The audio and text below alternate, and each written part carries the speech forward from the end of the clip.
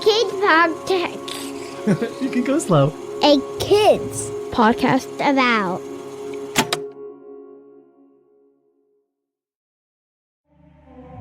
Hello, my name is Ari, and I'm a producer for podcasts here at A Kids Company About.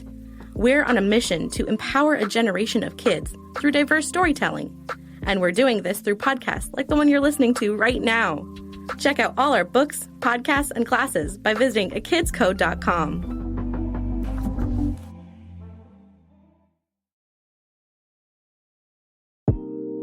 What is bravery? Bravery is about what you do when faced with danger, fears, anxieties, or difficulties. When we think about being brave, we probably think of saving someone from a dragon or doing a really big jump on your bike or other more serious things like fighting fires or standing up for someone else.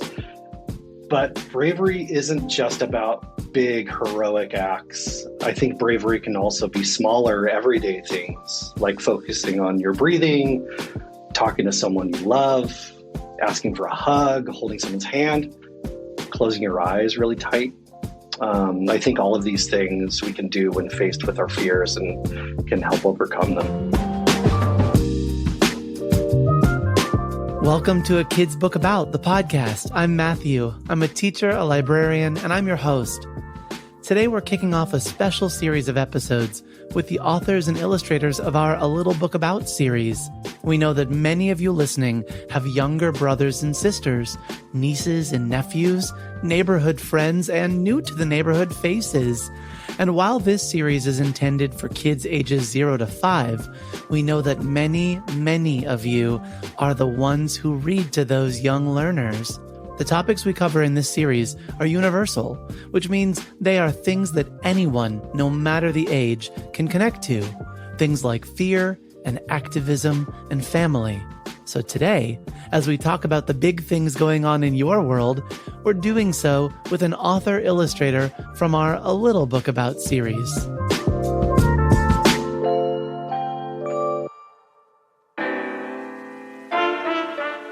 Hi, my name is Rick DeLucco. I'm a graphic designer and illustrator, and most importantly, a father to my 2 sons, George and Enzo, and husband to my wife, Kelly. I'm also the writer and illustrator of A Little Book About Bravery. Well, Rick, I'm so glad that we get to talk today together. It's neat to be interviewing an author that is also a colleague of mine, but I also get to have that vantage point of seeing the brave things that you do in your job and then getting to talk to you about bravery. So could you tell me a little more, Rick, about what bravery looks like, maybe what it looks like in your life or what it has looked like in your life, or maybe even what it looks like in your family's life? Yeah, I mean, I think that a big thing that's happening with my family right now is we're moving from Portland, Oregon, and we're moving to Hawaii on Oahu. And you know, there's a big trans-Pacific move happening. And I think that, you know, myself, my wife, and my 2 sons, we're all trying to have as much bravery as possible right now. You know, there's a lot of change, a lot of transition for all of us. I've lived in Portland for 15 years, and that's a big deal. But I think we're taking things step by step. And I think one of the big things that I try to talk about in the book is just that element of taking your time and slowing things down, taking big breaths, and just being able to take things step by step and know that it's going to be okay if you just kind of slow things down. Rick, you used a word that I don't know that I've heard very much before, and maybe our listeners are feeling the same way. You said that your move is trans-Pacific. What does that mean, trans-Pacific?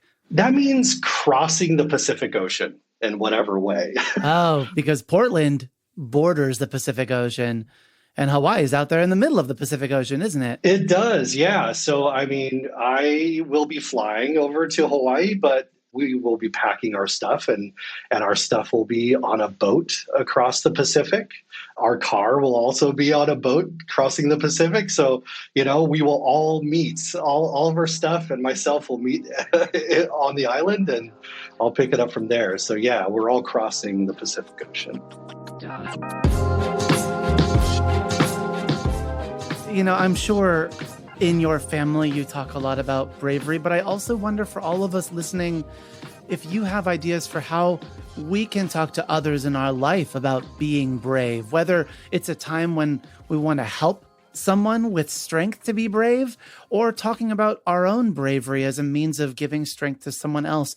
How have you talked to other people about bravery, Rick? That's a really great question. And one of the big reasons why I wrote this book was for my son, George. When I was a little kid, I dealt with a lot of anxieties around school, change, transition. When he was about 3, and I think a lot of 3-year-olds deal with this, is, I was starting to see some similar things. And I wanted to make sure that I was supporting him as much as I could. I know that at least for George and I, we established really early on just a lot of open communication and talking about what makes us afraid. And I think that's kind of the first step, is trying to name it in a way. And we just talked openly about, what exactly we were afraid of. And I think that helps me process my anxieties now as an adult, is just trying to name it and understand what I almost automatically do to cope with those, and how those coping skills are also really brave things, and I don't think that those things get highlighted as much in stories that we read, television that we watch, cartoons that my kids consume. You see a lot of just big heroic things. Those are great. Superheroes are awesome. I love comic books, but what about the small things that we do? What about those things that those things, maybe even not small, but just everyday things that we do, to cope? And are we being kind to others? That's a really brave thing as well. Not even just internally, but externally. What are we doing? Agreed. All that bravery on top of bravery. You're right. In things that we can reflect, this small act you're doing really is an act of bravery. And speaking of what may have felt at first like a small act, Rick, I'd love for you to tell us a little bit about creating a book for young readers. I know our Little Book About series is really intended for ages 0 to 5, although we know our bigger siblings and kids are going to be reading them to younger children and also taking these messages from them. But for you, what was it like to create a little book about bravery? It was really interesting. The story there was really funny. I'm a designer, graphic designer and illustrator for a kid's book about, and have been illustrating for years and been book designing for a long time. And so, working with Jelani at a kid's book about, when I first started, he was just kind of like, we want to try to tap into board books, and I want you to explore like what that could look like. And so right away I was like, this is great. This is right up my alley. I'm really excited. It was really funny. I started working one night and I worked until really late. It was like 2 a.m. and I just wasn't really getting anything. I ended up going to bed, laying there for a long time with my eyes closed, just not being able to fall asleep. It was about 4 a.m. and it just all of a sudden I had this idea popped in my head, and I opened my eyes, I grabbed my phone and started jotting this story down. And I wrote the story right then and there at 4 a.m., laying in bed with my son, George, and my wife. And I went to sleep after that, felt really good, went to sleep. I think like every creative thing that you're doing, like late at night, you have to sleep on it and wake up and see if it's still okay and good. So I woke up that morning and read it again, and I was like, hey, this isn't bad. Like there's some changes that need to happen, but this isn't bad. So I, used it as a design explorer and illustrated the book and, designed the thing front to back and presented it to Jelani, and he loved it. He was like, this is a great first go.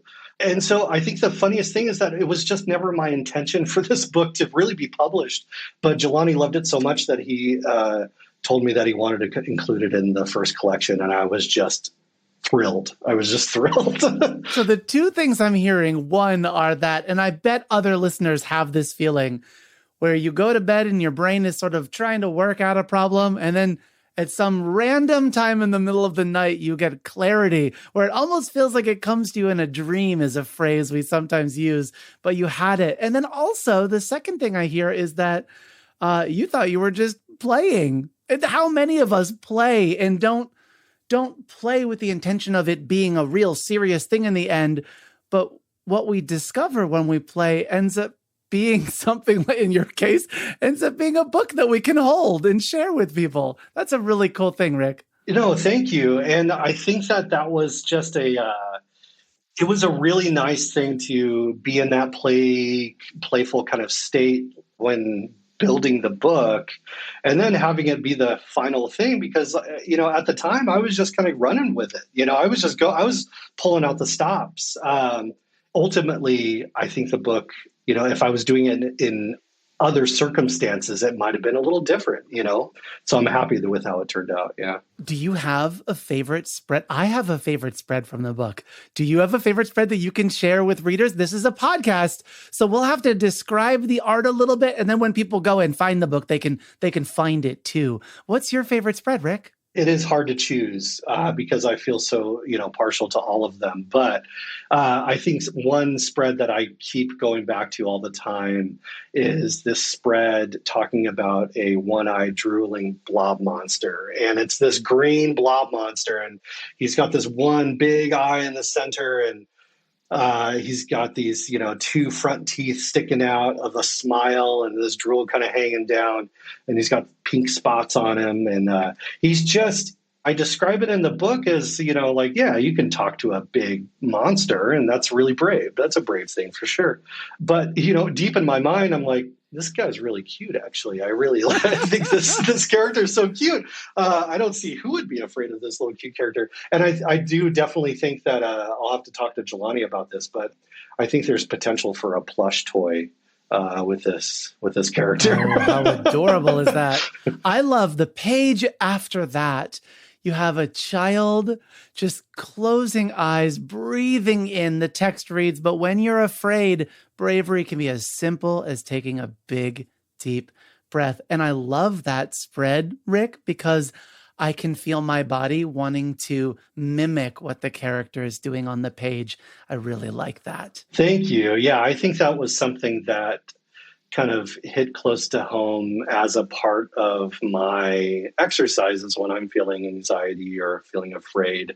It's just something that I try to do, is just kind of slow things down and take a big deep breath and kind of close my eyes and try to refocus. So I love that. So when we, the readers, read that part, we're connecting with you. That's really neat. Exactly, yeah. I want to close our conversation together by thinking of those readers, if there's a message about bravery that you'd like to share with our listeners. I want everyone to know that if you're afraid or feeling anxious, it's okay to slow down and take your time. For instance, like I was a little nervous about this interview, but I reminded myself to slow down. I talked to my wife and my loved ones, and I did some breathing exercises, and I felt more ready to go than I was before. So I think that that's just something that you can try to practice. When you're starting to feel your heart thump a little bit quicker, you can just kind of get in there and you can just try to refocus and breathe and slow down a little bit. And I think you'll be a little bit more ready to go. And now, read to you in its entirety, here is A Little Book About Bravery by Rick DeLucco. This is a little book about bravery, but it's not about knights and superheroes. It's about how everyone can be brave every day. Sure, standing up to a snarling T-Rex with super sharp fangs is brave. Or talking to a one-eyed drooling blob monster is brave. But when you're afraid, bravery can be as simple as taking a big, deep breath. Holding someone's hand or helping someone in need is brave. Bravery can be sharing your feelings and expressing your love. Being kind to others is brave, and being kind to yourself is brave too. But the biggest and bravest thing you can ever do is be yourself and let you be you. The end.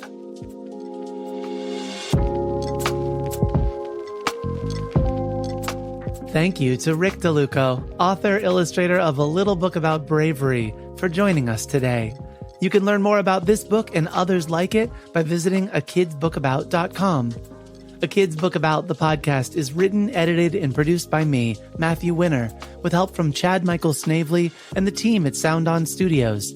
Our executive producer is Jelani Memory, and this show was brought to you by A Kids Podcast About. Follow the show on Apple Podcasts, Spotify, Stitcher, or wherever podcasts are found. And if you like this episode, consider sharing it with a friend, teacher, or grown-up. Join us next week for a conversation about fear with Jelani Memory, author and illustrator of A Little Book About Fear.